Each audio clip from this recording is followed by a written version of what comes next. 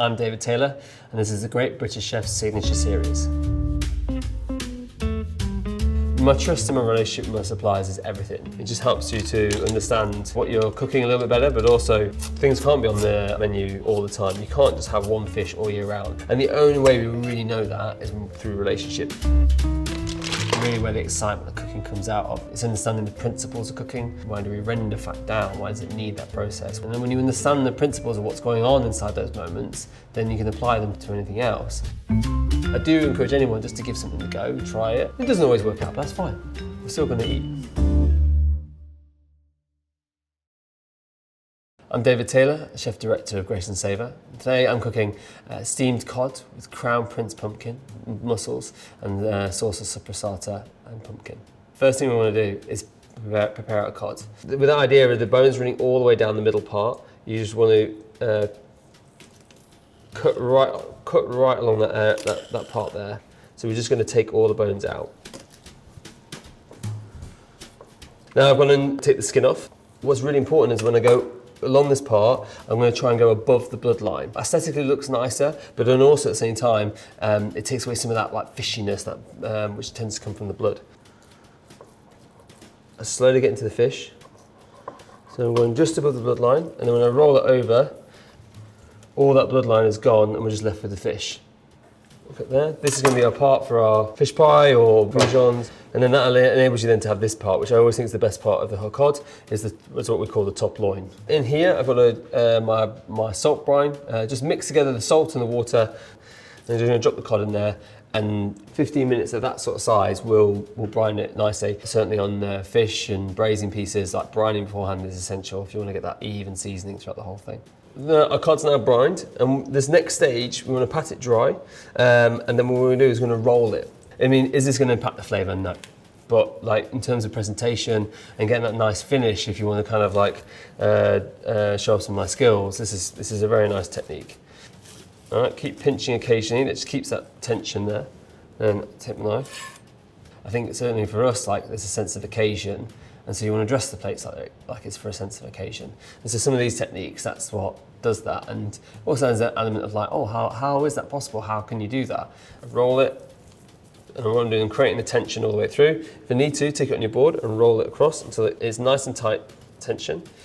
Right now, I drop that into a vacuum pack bag, and then I can steam it at 50 degrees for 10 minutes, and then ice it straight away. What will happen is the fish won't be cooked, but what it will do is it help to seal start to set the proteins on the outside. So next up, this is a pumpkin I got from my garden, a lovely Crown Prince pumpkin. You can use lots of different varieties of pumpkin. I love Crown Prince because it's a great variety we grow here in the UK. It has a really deep colour to it and flavour, and I just think it's a wonderful thing to celebrate. For us, the interesting part for us having our own garden is very much sort of a regenerative project in terms of we're trying to get underneath and wrestle with kind of the challenges of growing. But it is really important just in the sense of like knowing and understanding where produce comes from, how it's grown, and what you can get out of it. And then obviously as well, when something works, and like it's a real joy and celebration to try and like harvest it and get it in. There's an element when you're talking about food at the table and discussing about the land and our soil and how to take care of it, right, being right there in front of a garden kind of really draws in that impact. Next, I'm going to take the pumpkin you can see that I've all nicely sliced up. I have a little bit of oil in the bottom of the pan. I'm just going to drop it into the pan, and then I'm going to just start to put it on the stove here. So pumpkin puree is on. What we've done, oil, butter, started sweating it all down. Add a little splash of water. By doing this and then covering cling film, what it does, it creates a bit of a vacuum inside our pan, which then helps to get the pumpkin to release the rest of its water and go really nice and soft, ready to be in puree. So leave that on 10 minutes or so and then blend it, and then we should be good to go. We're going to take our pumpkin pieces. I kept some aside while I was cutting it apart, and these are going to be for our shavings. What I've done is got a mandolin. Do be very careful with these because they love to slice fingers off. There's no chef anywhere that hasn't had that accident. So we're going to adjust that thickness. We're looking for pieces like that sort of thickness. And then at this point, I've then got my pickle together, which has rapeseed oil, the honey, the vinegar. I'm going to put some spices in there, the black cardamom and star anise. Put our pumpkin pieces in there and stir it around And then you kind of just want to pop that in the fridge in a container for around about 24 hours, just so it really takes on all that acidity and starts to break down the pumpkin. Okay, so next up we're going to do our mussels. So we're going to make a lovely mussel stock, and we're also going to use the mussel meat. What we've got here is some lovely rope-grown mussels. We're going to go into the pan. We're going to add our white wine. And then what we're going to do is cling film it. We're going to take the cling film, just drop it over the top of the mussels, and then we're just going to steam them. We bring the mussels up to the boil.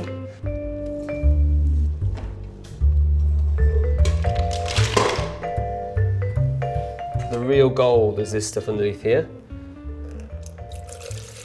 This is lovely mussel stock. So much flavour in there. It makes the base of the best of sauces. I absolutely love the stuff. Now what we can do is just pick all that lovely mussel meat out. Trying to work in a sustainable way ultimately means you'll also get caught out for not working in some way that isn't sustainable. Working directly with people, we have a lot more transport coming towards us, so naturally increases our carbon footprint. But then what do we do? And therefore, okay, we need to reduce carbon footprint, stop working with these farmers. And so there's a constant trade-off. And I think it is all about kind of understanding there is just not one set concrete way of being sustainable. So here's our mussels. Ready to go, and you can use them straight away. So next we're going to do our cod. After we've cooked it at 50 degrees, chilled, kept in the fridge overnight, protein's set up nice and firm. So when you go to cut it up now, you get these lovely round rundowns. Very important to get a nice sharp knife so you get a nice clean cut. But you can kind of see there that lovely round finish on it. So cod's all portioned up. We've also got our brown butter ready. That's just been held now at 50 degrees. So what we're going to do is gently steam the fish for a few minutes, take it out, drop it in the brown butter and let it rest and finish up in there. So take our little pieces and put a nice little bit of paper on there. And you're going to drop them into the steamer. Nice low temperature, so we're only looking at around 70 to 80 degrees. We're just looking for that rainbow shine that's coming through in the piece of fish there. It's really saying it's almost there. So now I'm lifting out my fish. It's not leaching out in any way, shape or form, but it's still not quite there. We're looking for around about 45 degrees in the center of that fish.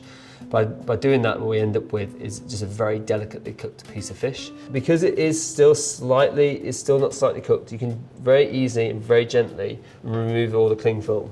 I can pick it up and then just drop it into the butter itself like that. Just gently lift them all into there, okay? And then what I'll do is I'm going to gently brush them in a little bit of the butter as well. You can trust the process that if this butter is at 50 degrees, that fish is going to cook.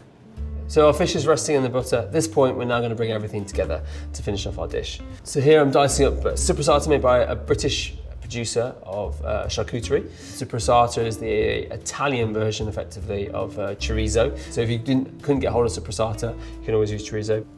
And then here, we've got our pumpkin puree that we made earlier. And what I'm going to do is I'm going to take the soppressata and drop it into the pan with the pumpkin. And then we've got our mussel stock that we had from earlier as well. We're going to add that in. And what we're going to do is just add enough until you get a nice thick sauce consistency. You can see here, it's just starting to drip. That's the sort of consistency we're looking for. So I'm going to drop this on the heat, start to heat this through.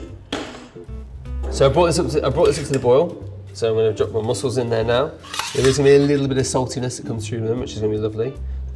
And I'm just gently warming through the residual heat. We've got our parsley oil. And what I'm going to do here, just to finish the sauce, I'm just going to split it with a little bit of the parsley oil. And that just adds a lovely final dash of flavour to it all. So here I've got the cod. We're just going to take a little bit of Maldon sea salt. I'm going to drop that piece of cod there. And now what I'm going to do is I'm going to finish it, dropping our cod, a lovely pumpkin mussel sauce. Finish those lovely chunks of soppressata and mussels. I mean, there's just bags of flavour in there with this. The pumpkin strips from earlier, once they've been backpacked in that pickle, they then got a lovely looseness to them. And then here, just for a bit of, a little added extra if you want to, I'm just dropping some sea purslane onto the dish. So this is my steamed cod with Crown Prince pumpkin, soppressata and mussels.